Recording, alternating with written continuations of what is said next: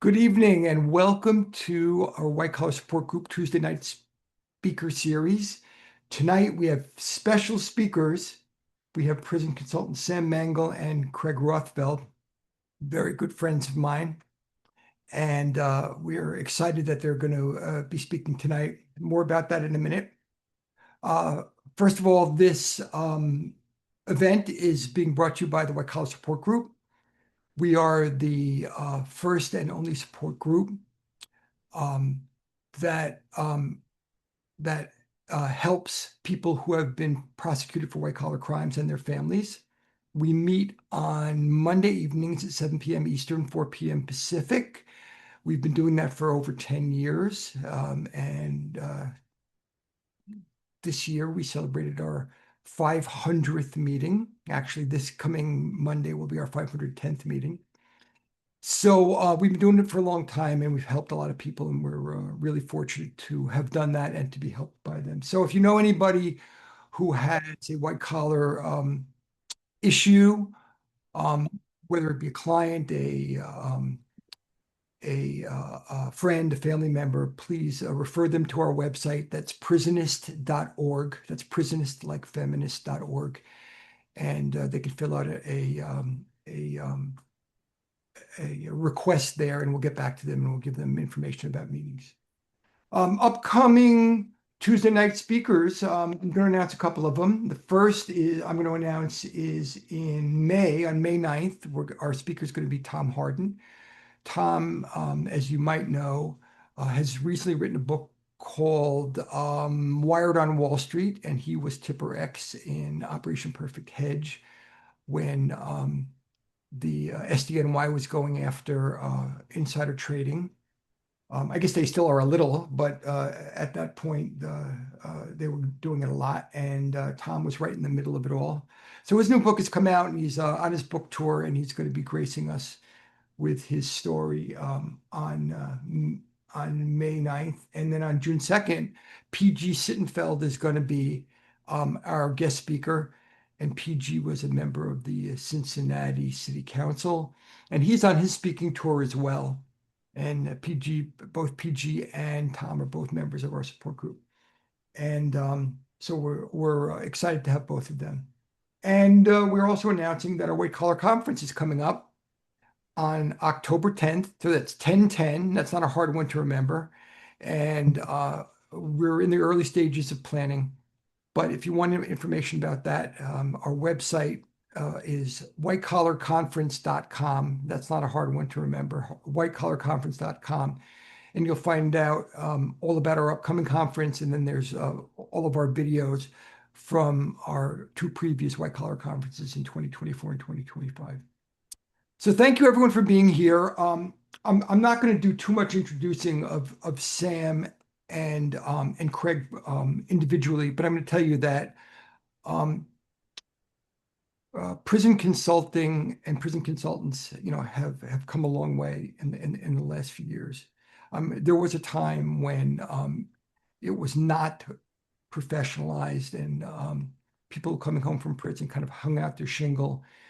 And I don't know if they had the experience to really be of value to people.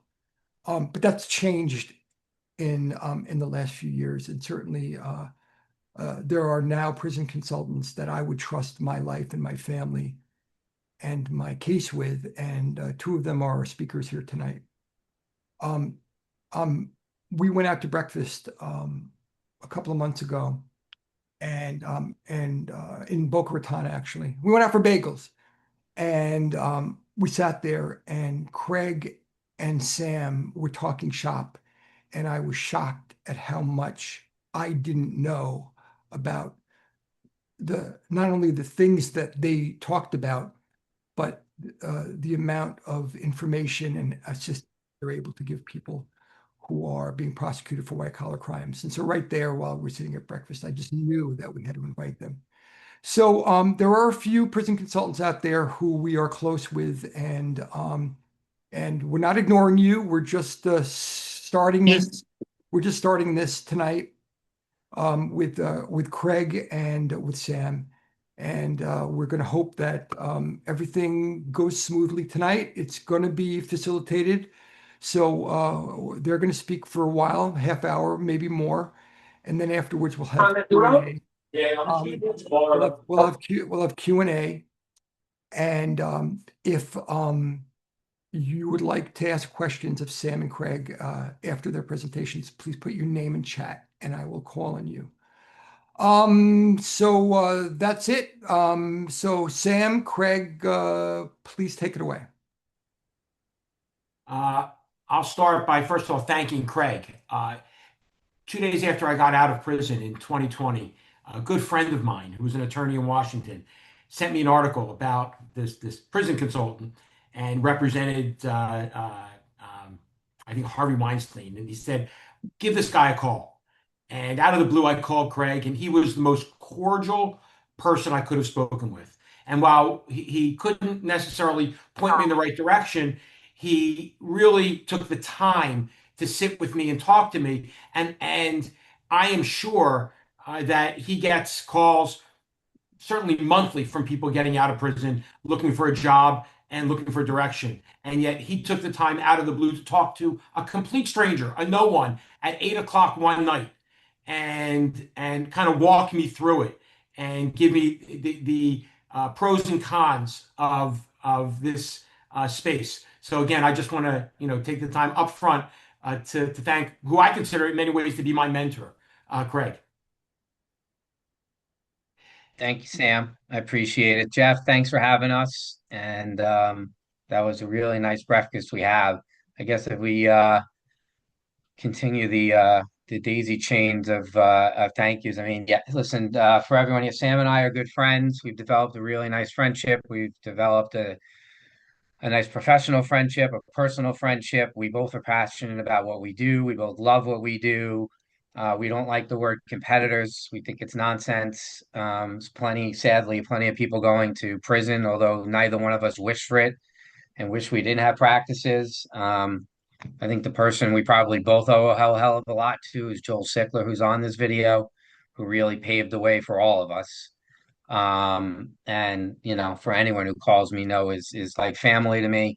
And so you've got, I guess, two generations of mentors here on this call. And Jeff, we were just spitballing with each other at the table. We were talking about a whole lot of things when we had breakfast, and Jeff graciously asked us if we come on and just talk about things. And for people who might be interested in hearing what's going on, this is not a sales Zoom. There's none of that going on. We're here to talk about the things that we see, the horrors we see, the different ways we go about it.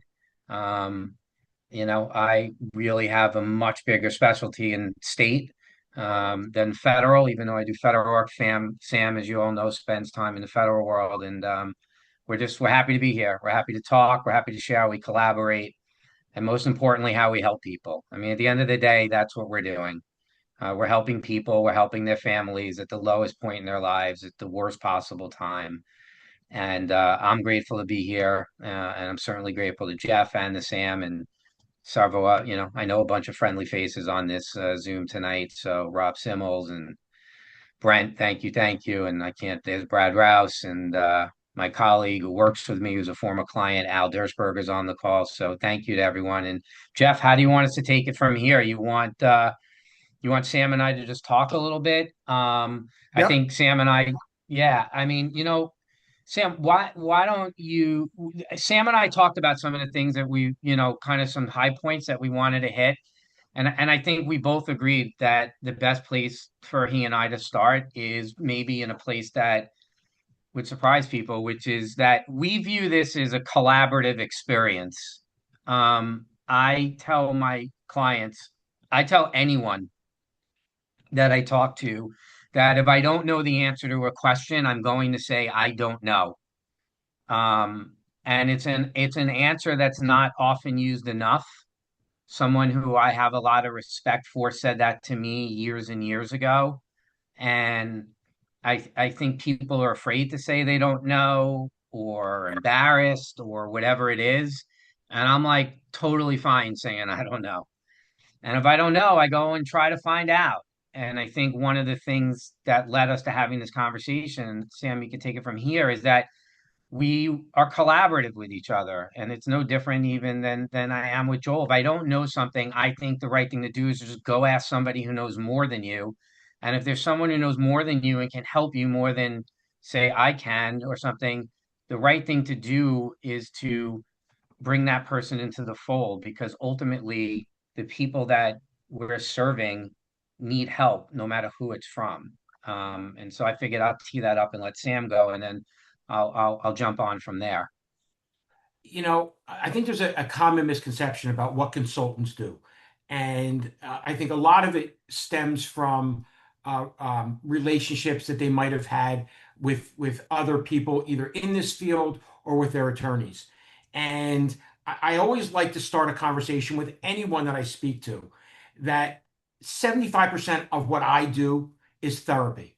75% of what I do is being there for my client and their family when they need someone to talk to most, when they can't get their attorney on the phone, when they simply don't know an answer to something and they start Googling it.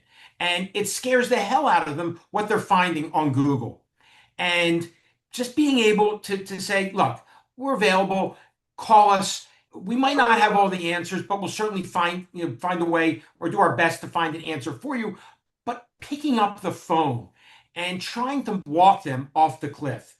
Because when I went through it, I remember, first of all, I didn't even know people like us existed. And I remember staying up all night and wondering what the answer to something was. And my wife, who would sit there and be Googling things, no answer that she ever found was the true answer to her question. So I really believe that 75% of what a good consultant does in any field, but certainly in ours, is the ability to be responsive and available to our clients. And in many instances, that's 7 days a week, almost to the point where we're on call. And the ability to say, this is not about an ego. This is not about me trying to impress you that I spent almost 2 years in prison and I was at a detention center and I took the bus ride.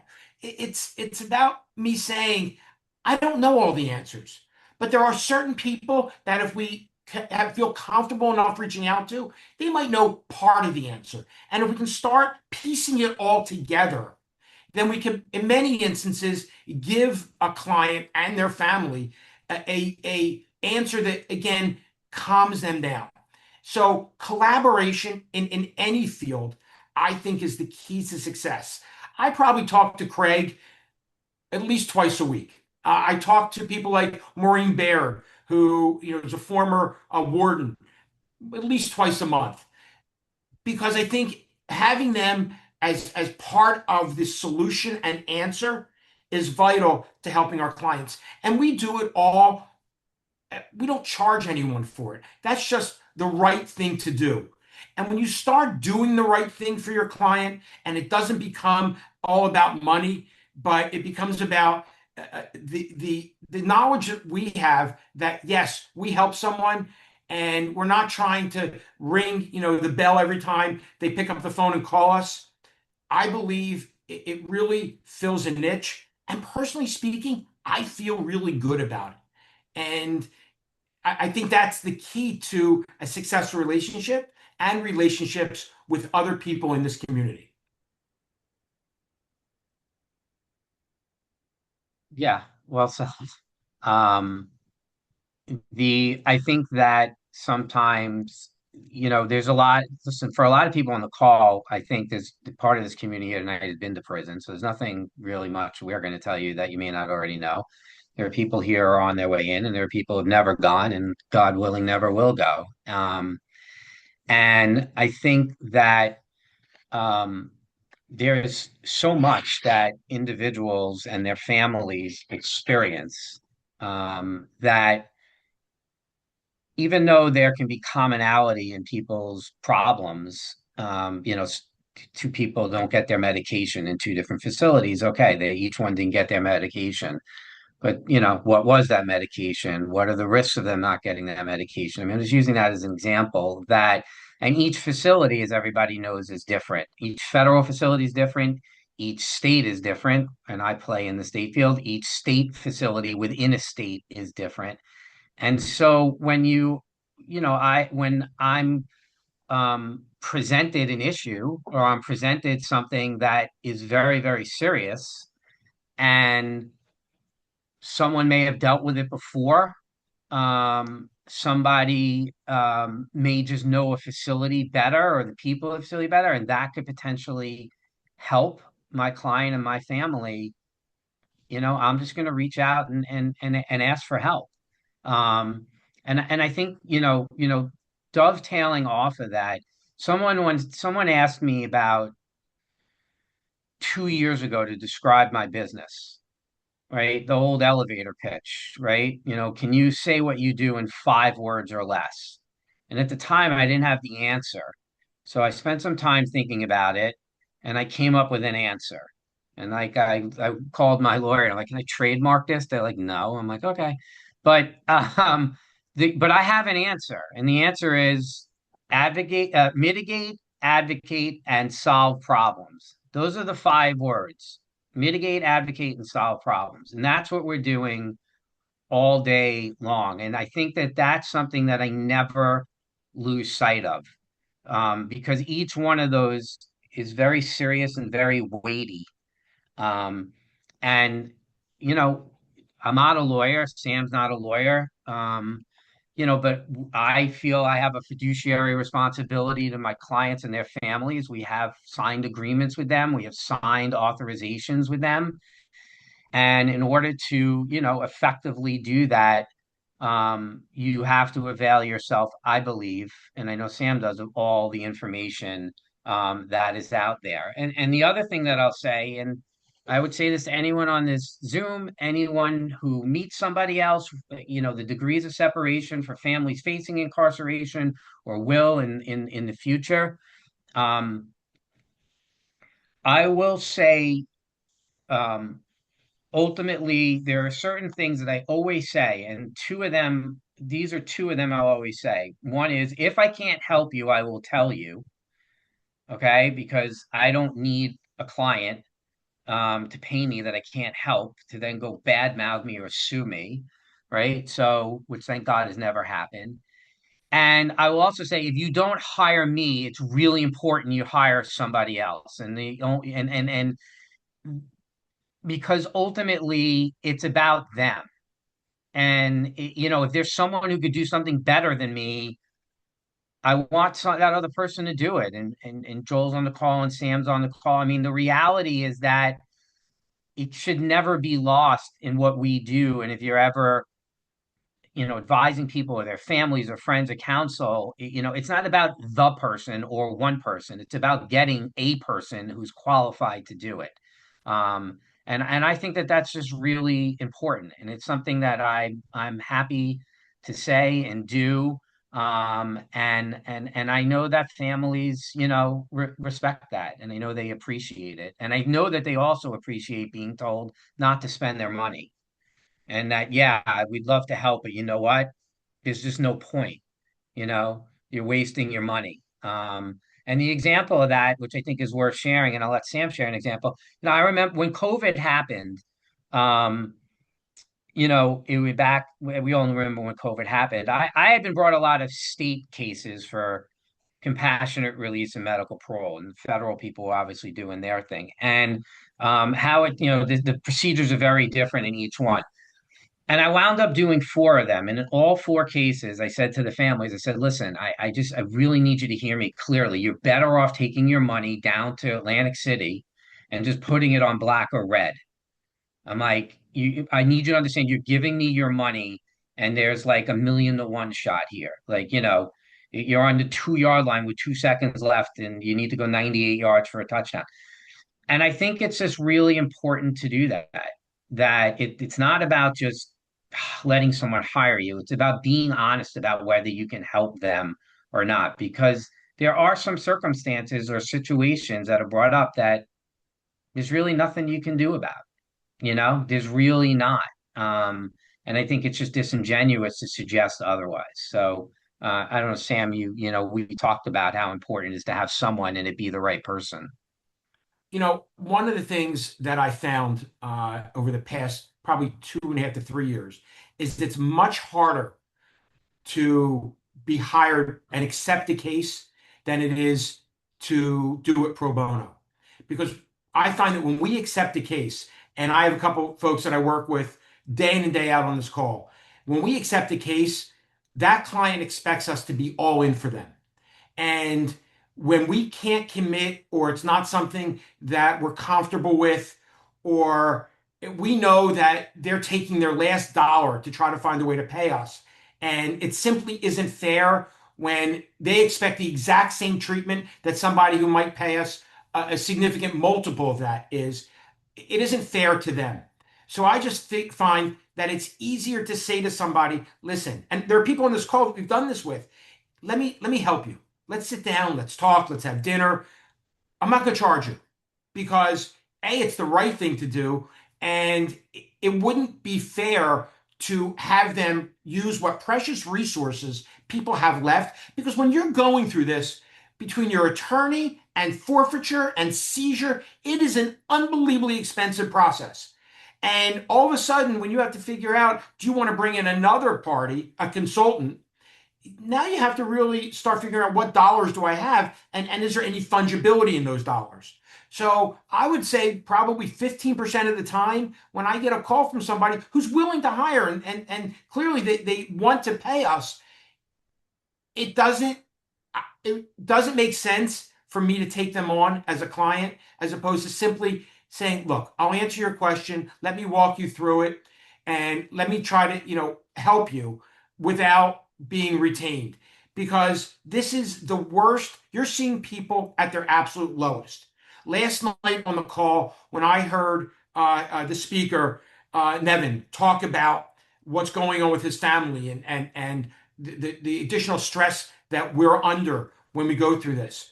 The last thing you want is to have stress of retaining somebody else, or trying to navigate it on your own and Googling things. So if you can find the best of both worlds, I think that's very helpful.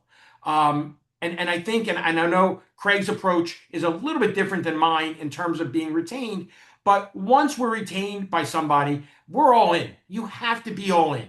And it's not a matter of, well, you didn't really pay us for this. This is a little bit extra. No, you're going to retain. Here's what it is. It covers everything that you're retaining us for. And you can call me 7 times a week if you want, because sometimes people just want to talk to somebody.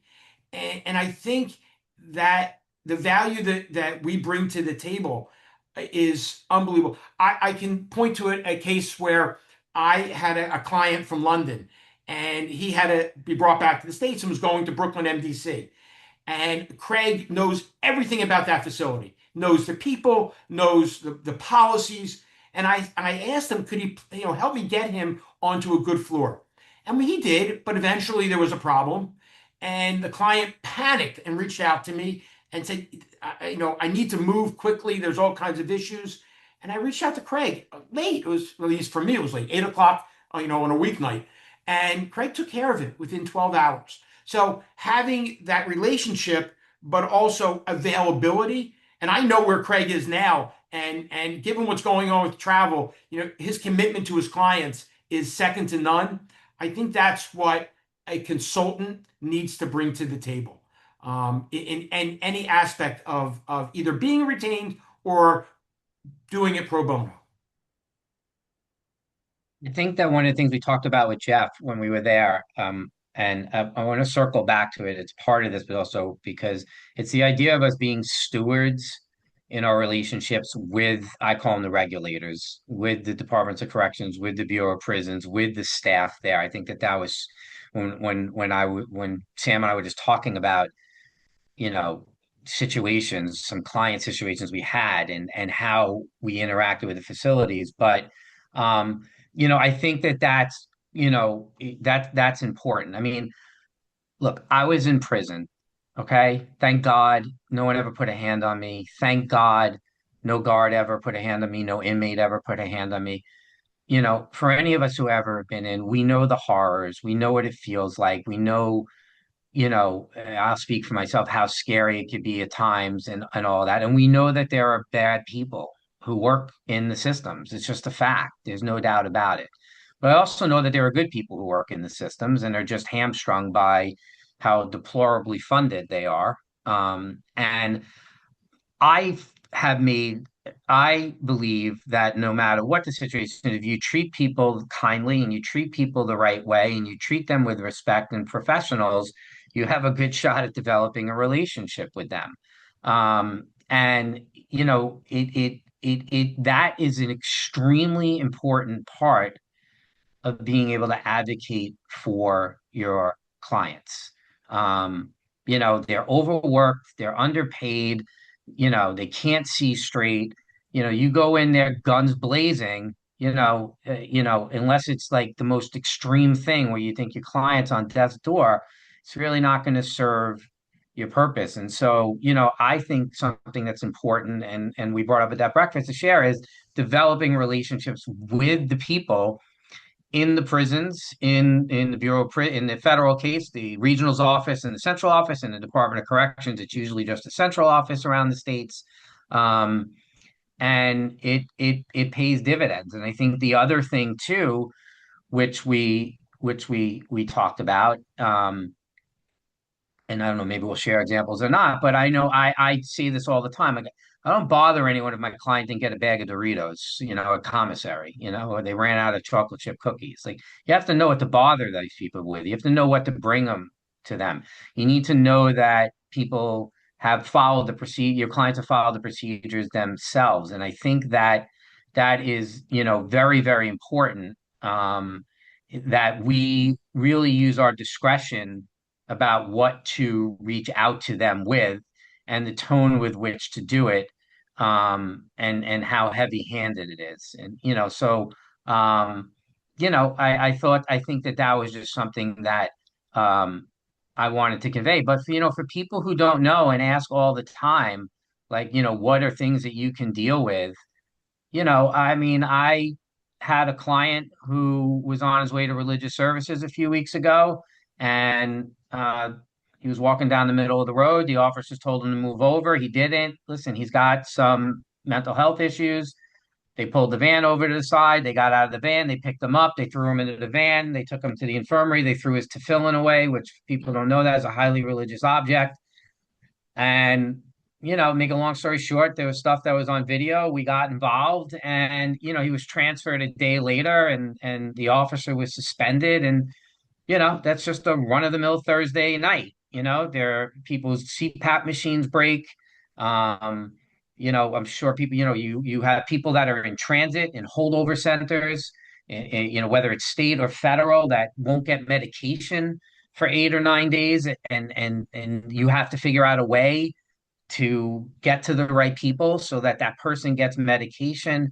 This isn't just about, the stupid Kevin Hart movie that everybody talks about. Like, these are real life-threatening issues that people are dealing with, on a day in and day out basis. And then there's the extortion issues, which people are probably familiar with. I mean, Cash App is the greatest thing that ever happened to drug dealers in the prison economy. I mean, it's unbelievable. And, I can't tell you how many times I'm getting calls that, my son's going to get killed. He's being threatened. He's going to be beat up. I paid $38,000 over the last 3 months. I have all the Cash App receipts. Navigating that is very, you have to be very deft in handling that. So, I think I'm sharing all of these things because if you're going to effectively help people, it's not just about knowledge, and it's not even just about the relationships that we might have here, like Sam and I, but it's the relationships you have with the people you're working with, or you've got no chance at all in accomplishing anything. And I know that Jeff was fascinated by that when we were just talking about, you know, 4 different examples of things that we had to deal with. And the other thing I'll say too is, and Sam and I said this to each other and we laughed, and I don't think I'm pissing anyone off on this call as a client. I know I never have the full story, ever. Ever, ever, ever, ever. I never have the full story. I never got the accurate story. I never have the full story. I'm not saying it's intentional. I'm not saying client's lying. I'm not saying anything. I'm just saying that I never have the full story. And I think being mindful of that is extremely important as well. I think admitting it is extremely important as well. I can tell you that anytime I send an email out to any facility or anyone that works in the prison system, as it's been explained to me, or so I've been told, or I'm not there, so I didn't see it.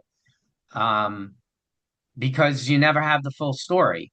And you hope that what you have enough of is accurate. And yeah, I mean, part of the art of this, the non-science, okay, someone doesn't get their medication, it's science. Okay, they don't have the medication, let's get their medication.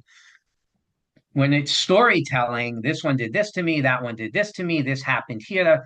That's where the art comes in. Are they telling you the truth? Are they not telling you the truth? How realistic is it? Do things like that really happen? Could it happen at that facility? So, those are all things that we're navigating on any given day. And it's nice to have sounding boards. It's nice to have people to throw it off of.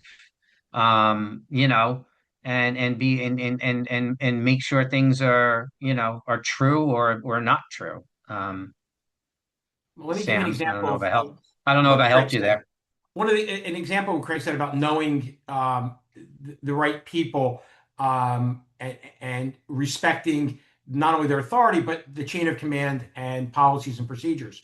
A few weeks ago, we had a client, and I've got to have a good relationship with Josh Smith, who's the associate director of the BOP. And the unique situation is he has been through this himself. So he knows what it's like to be in prison. And I have a client in a camp in the Southeast, older gentleman, 68 years old, that needs double shoulder surgery. And his camp's in the middle of nowhere. And the warden sent him out to a surgeon, but he wasn't a qualified surgeon. And after exhausting all the remedies and being denied, this person had torn, rotator cuff and really was going to lose use of both of his arms.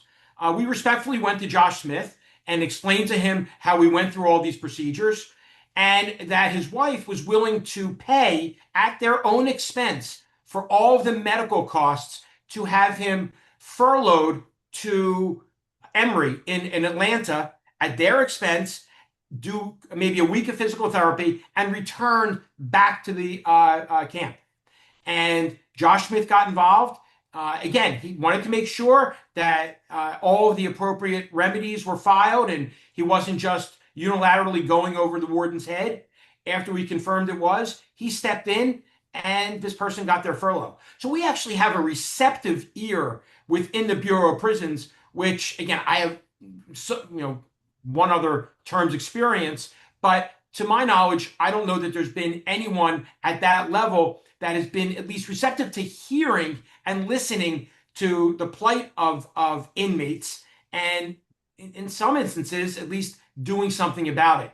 So by interceding and interjecting ourselves in situations, whether it's what happened with the tefillin or a medical issue, there are ways to help clients that are somewhat out of the norm, but in this administration and in this environment can be done if done properly. And there's no reason that an inmate should suffer and potentially lose, the ability to use their arms just because they have a warden that is too lazy to do anything or is just pissed off at every white collar offender in that camp. So that's it's just something that consultants see routinely, are problems that really can't be anticipated but can be addressed. Doesn't always work out that way, but can be addressed and remedied properly in many occasions. The other thing Craig and I talked about that is kind of sensitive to me is really what should people expect from us? What does a consultant do? When do you bring a consultant into the picture? I was in Turkey last week with a law firm. They have a client that just received a target letter. And this is a very well-to-do Turkish businessman.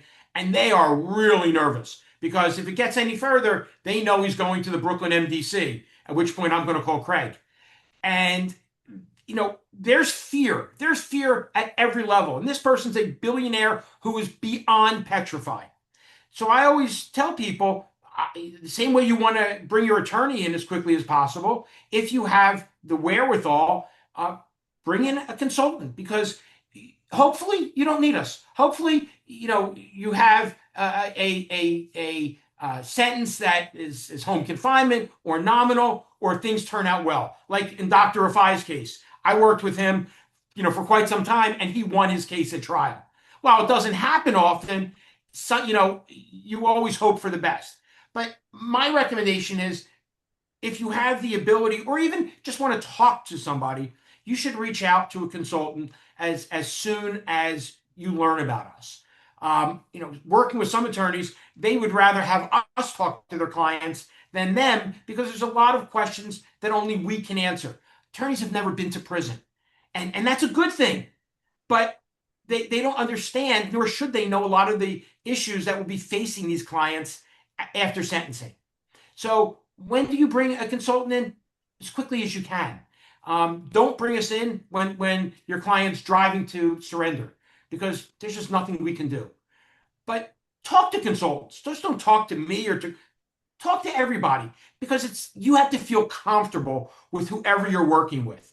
Because in some instances, you could be working with that person for years. I've been working with one client for 5 years now. He was my first client when I got out of prison, and he still hasn't had his pre-sentence report. So talk to people. You need to feel comfortable. Your family needs to feel comfortable, because if you are sentenced to time, that relationship could last many, many years. And having a comfortable client certainly makes it not only for a better relationship, but a more open relationship. Because like Craig said, I have to imagine 100% of my clients do not tell me 100% of the truth. And I don't know that I would have in their situation either. But sometimes their wife tells you a little bit, sometimes their child, sometimes the attorney does, and eventually you get to piecemeal it all together. And I think having that relationship with everybody on the team is invaluable.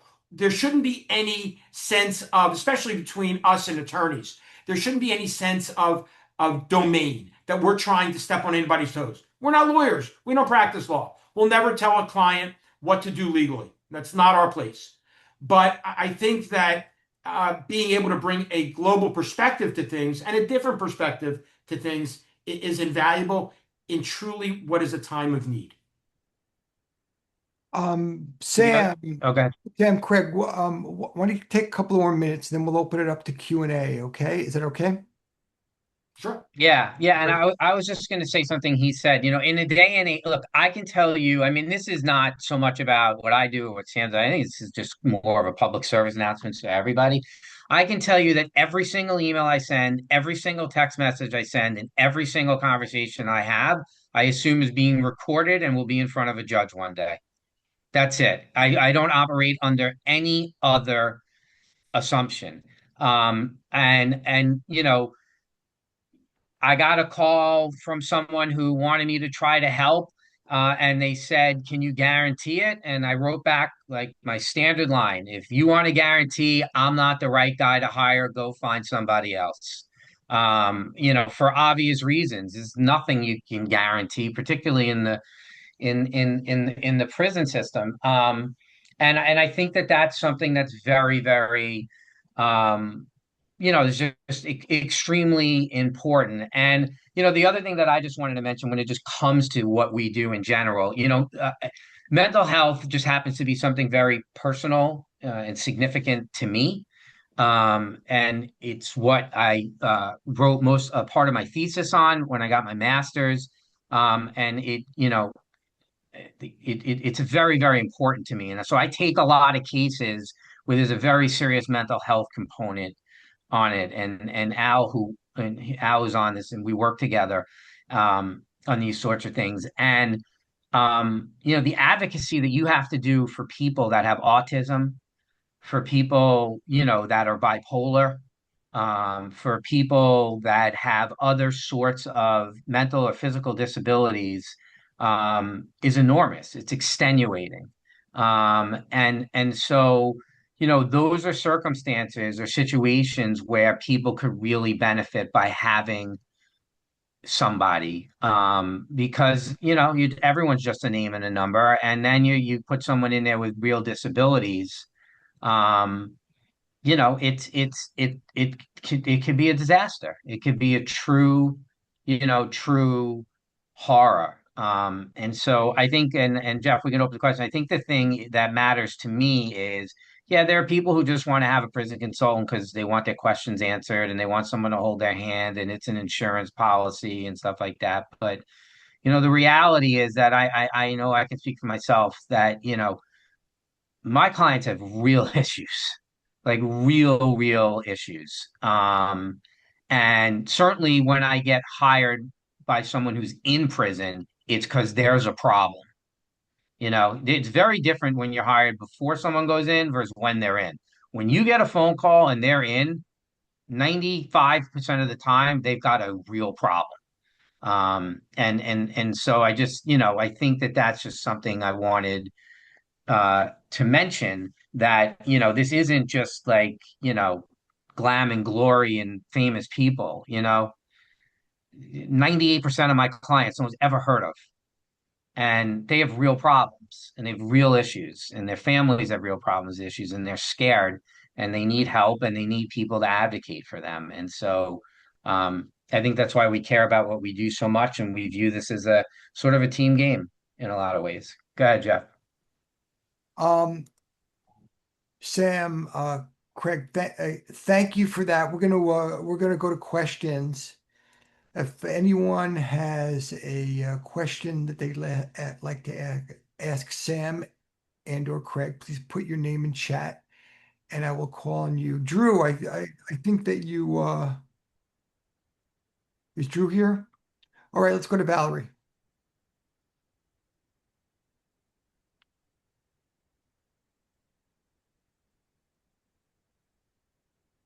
Valerie? Hi, I hope you can hear me.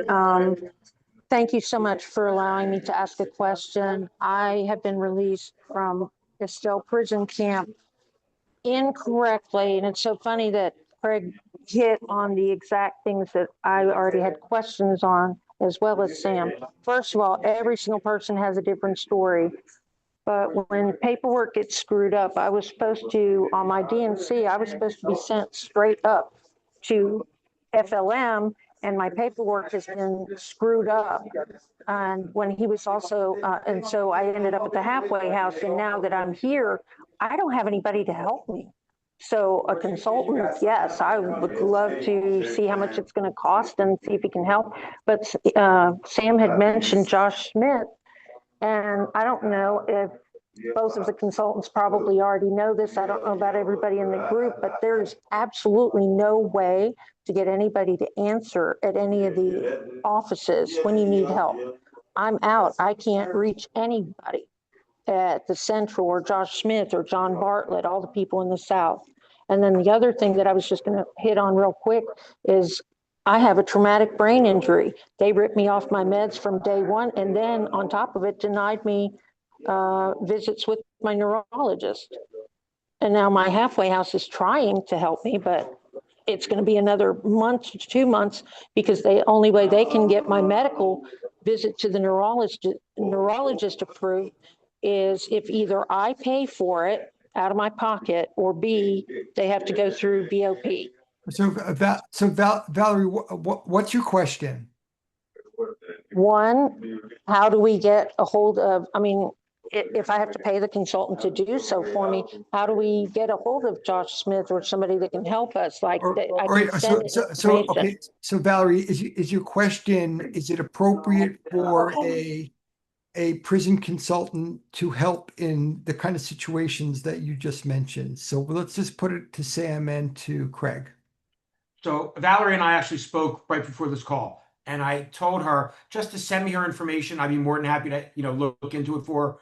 That's not going to cost anything, Valerie. Send me the information tomorrow. I did texted you my email address, and you asked me about a different issue. We can touch base tomorrow, and I'll see if I can, point you in the right direction. Thank you, Yeah, Sam. Sam and I aren't here for money, and so you Thank know what, you. Valerie, if I can help, and Sam will call me and ask if we can help, and we'll take this offline for tomorrow. But yes, to Jeff's point, yes, these are things that people hire us for. This is not an uncommon problem for those in the know. They're aware of how short-staffed regional reentry centers are, how short-staffed the BOP is. They're aware that the Bureau of Prisons isn't funding them properly. There was a report that came out, I think, like a month ago that showed how far behind the BOP was in paying the halfway houses. And so this is a problem that sadly is not just germane to Valerie, and it exists, and those of us in this field know about it. I just want to mention one thing, Jeff. If you go to the next question, our good friend Mr. Simmels out there thought it might be worth just mentioning that a lot of what Sam and I are trying to do, and a lot of us want for these next 10 or 15 years is to build foundational relationships across the jurisdictions. It's like we are very much in the relationship building with the people we have to work with as much as we are with our clients, right? We do not view them as adversaries. Maybe we should, maybe we shouldn't. I don't know. I mentioned this earlier. You can't have a successful client relationship or have successful business venture or anything if you don't have the ability to interact and have foundational respectful relationships. And that's stuff that we're working very hard on. And in my case, it's not just in New York State, it's in states like Georgia and Florida and California, in Illinois, in New Jersey, in Connecticut, because there's really no one who's doing this stuff in the states, and people in states need just as much help as people going to federal prison. So, I think it's important for people to understand that we are trying to do that, so that it helps everybody, not just a client, but all future clients. Thank you, Craig. Next is Ronald and then Greg. This is less of a question and more of a testimonial for Sam. Sam helped me through the process. I went to FCI Otisville. He showed me the ropes. He told me what to expect, and everything was true to his word. I was able to go through, get through the system, and I wound up working at the warehouse and kept myself busy. Just kept me out of trouble. And by meeting Sam, I was able to actually find out that someone was coming in who was a client of Craig at Otisville, Jerry, and I was able to grab Jerry the day he came in and give him guidance. I haven't been there for a few months. I was able to share my knowledge with him. So it's just the importance of information and connections, and a consultant really can help in more ways than you can imagine. Thanks, Ron. I do know who you Thanks, are. Ron. I want to thank you. I'm in touch with Jerry. You better not be. He's doing okay. No comment. So I want to thank you actually as well. As soon as I saw your name, I'm like, wait, that's who helped Jerry. But Sam, go ahead. I have something I want to add before another question about that is perfect, Jeff. You're going to want me to say in a minute, but go ahead, Sam. That just shows you the power of collaboration and communication. I was having breakfast with Craig in New York, and he said to me that do I know anybody at Otisville? He had a client going, and I said, wait, I have a client from New York that just went in a few months ago. Let's make the introduction. So there's nothing better than when somebody surrendering to prison has another face there waiting for them, that they have some clothes and some food and some toiletries and can really walk them around and help them get set up on the computer. And that comes with an open dialogue with everyone. And again, I think that type of relationship is invaluable.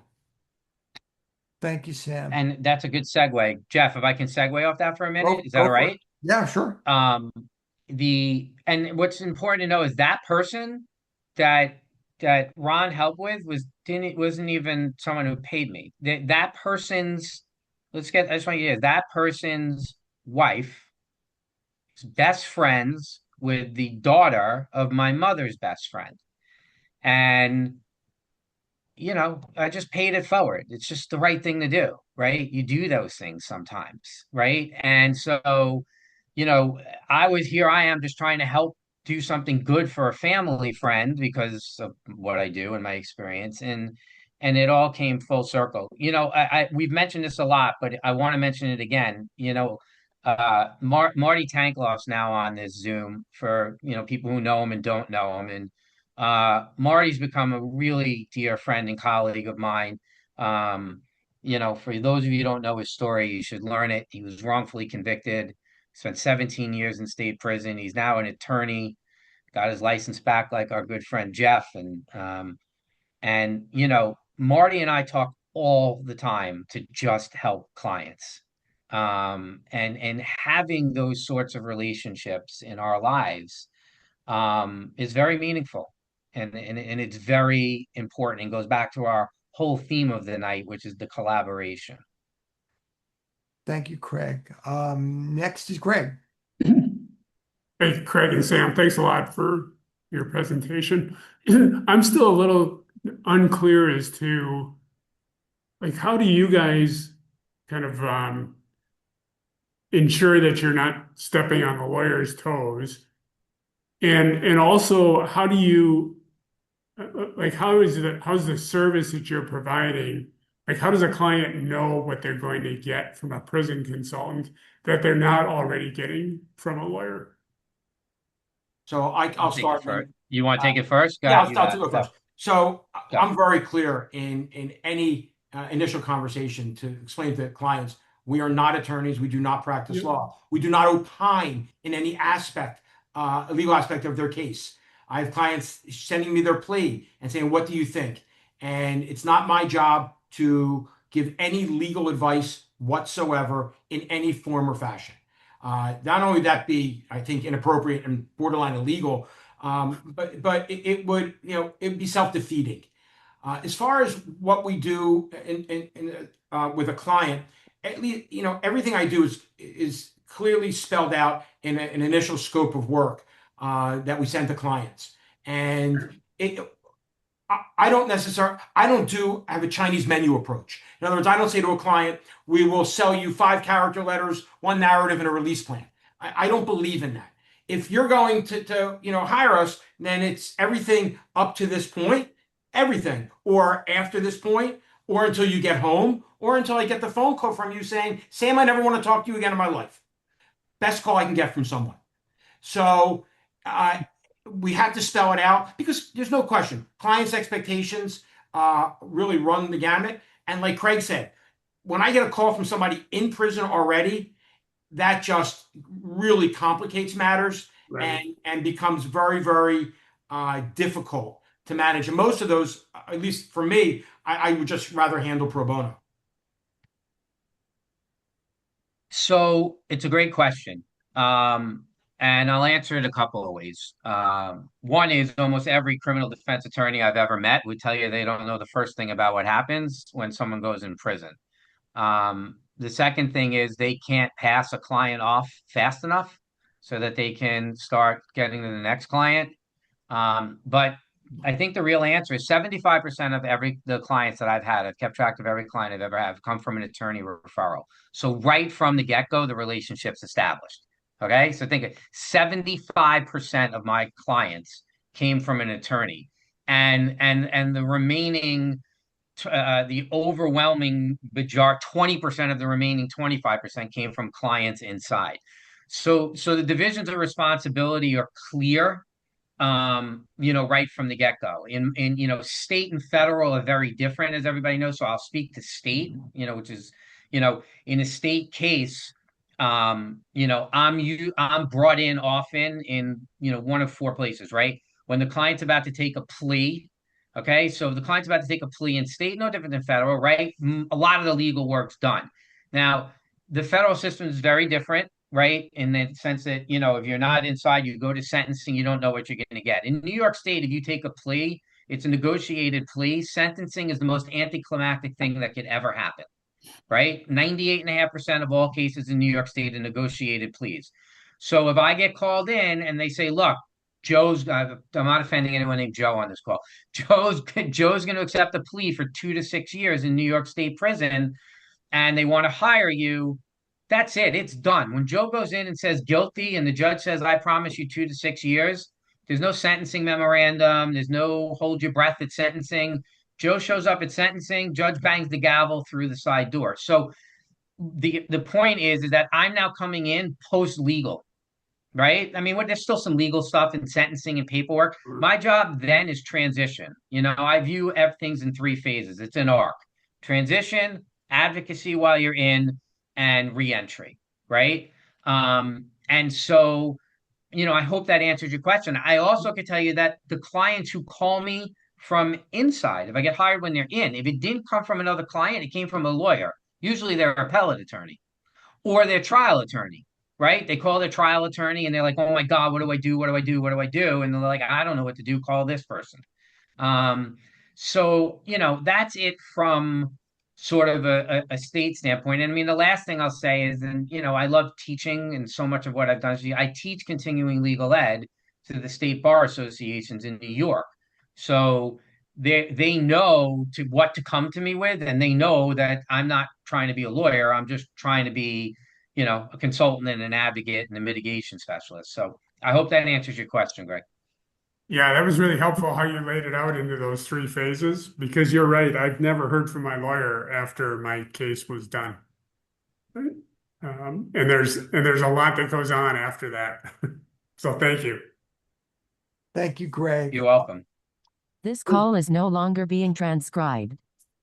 Does anyone else have a question? Avi, do you have a question? Yes, Jeff, thank you. And thank you, Sam. And thank you, Craig. It was a great presentation. When Craig, you mentioned something about autism and issues around sentencing and autism. I do a lot of advocacy work with mainly physicians. I myself was incarcerated. I'm now 3 years out. I was diagnosed with Asperger's, and I do the work pro bono. But as I don't have a lot of experience, as both you and Sam do, I would like to know what resources are available for people pre-sentencing or even after sentencing, and while they're inside, I can help or direct them, either to you or to other services if they are, in fact, dealing with a spectrum disorder type of diagnosis. And also for physicians specifically as well. I'm a physician, and I would like to know if there's anything you can do or I can direct them to you regarding those two areas. So thank you again. If you have anything that can help in that regard, thank you. Thanks, Doc. Yeah, Sam, you want me to jump in first? Go for it. Yeah. So, Elizabeth Kelly's a dear friend of mine. Sam knows her. I saw the people that Liz Kelly is This call is probably the being most transcribed.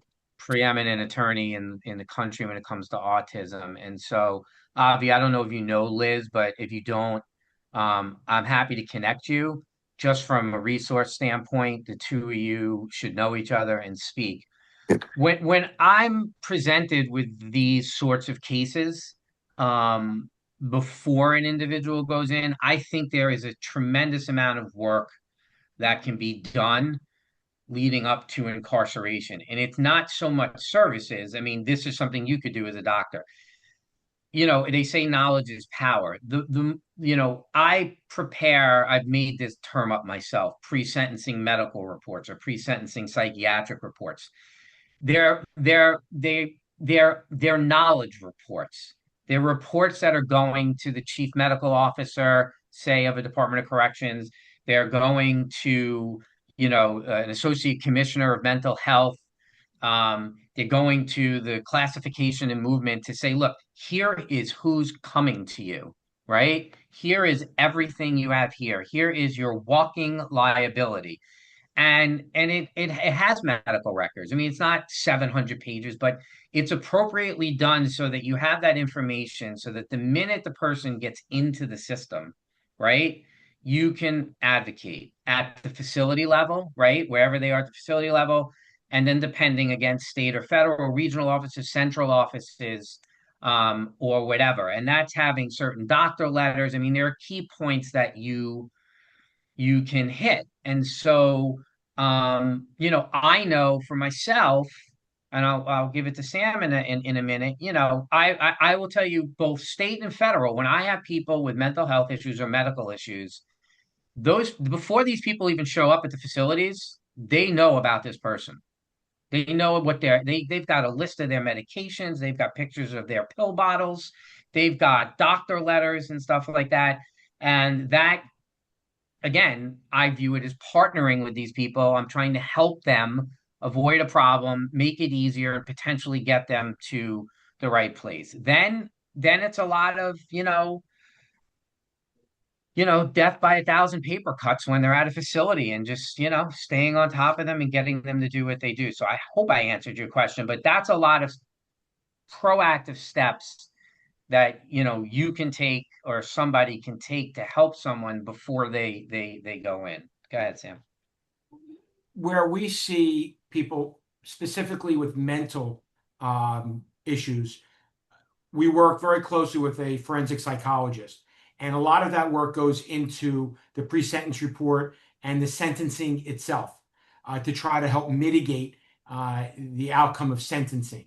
To date, really none of my clients have had a lack of mental capacity which would warrant a psychiatric type facility. Now, I do have some clients that need substantial medical assistance, and that might require them going to one of the medical centers, which, at best offers scant medical assistance. But if they are, level 4, care level 4, care level 3, then we certainly do our best to make sure that the BOP knows that this person is coming, and we get them to the right place to do the best we can to try to address those issues. Thank you both. Does anyone else have a question tonight? Thank you. Anybody? Joel, you have a I question? think Joe, You're on mute, Joel. Just one, thank you, Sam and Greg. They're fantastic. Very proud of both of them. They're doing fantastic work. Just to address the gentleman's last question, the delivery of mental health services in the Bureau of Prisons is minuscule. So I don't know if it was a state or federal question, but to be specific, if his son suffers from if he's on the autism spectrum, there's only 2 facilities that can address his concerns. It's Stanbury, FCI Low, and Coleman, the medium security prison in Florida. If he wants any advice, I'd be more than happy to provide that. And one thing I want to say about Rothfeld is I'm very proud of him. He is a fantastic guy. Sam too, in fact. Both are fantastic. That's it. Thank you very much, Thank you. Joel. Thank you for the endorsement of both Thank of our you, Joel. speakers. Anybody else have a question tonight? Sam, Craig, thank you so much for your generosity and your candor with all this. Nobody knows better than the people in our support group and who watch this how difficult this can be, and to do it in isolation and without help is terrifying and horrifying. So thank you both. You both want to come on, just tell people how they can get in touch with you? Yeah, and Jeff, I want to say something.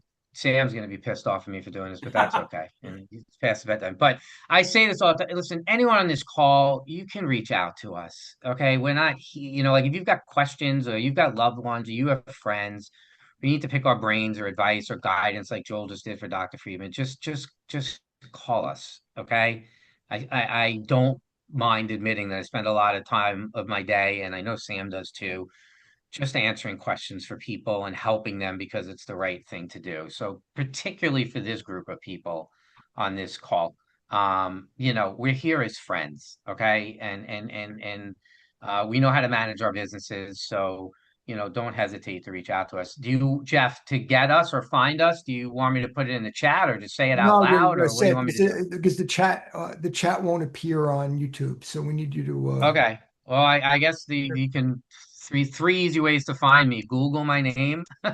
You can Google Sam's name. My phone number is 212. I'll do my phone number and email twice. 212-202-5556. You can also text that number. So it's 212-202-5556.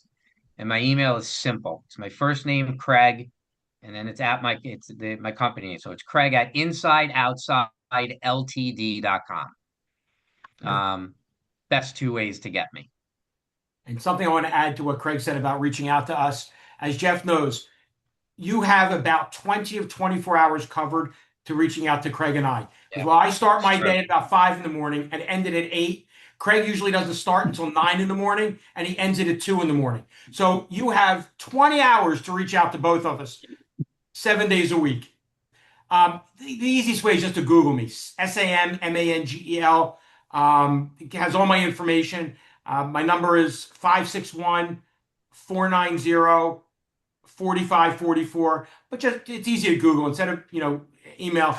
Google me and got all my information there. Sam, Craig, thank you so much, and thank You're you all welcome, for tuning in tonight. In again in May it is Tom Harden. In June it's PG Sittenfeld. And please join us on a Monday night. You can get more information about our support group at our website, prisonist.org. That's prisonist like feminist.org. Sam, Craig, thank you. Blessings to everyone, and have a wonderful night. Thank you. Thanks, Jeff. Good night, guys.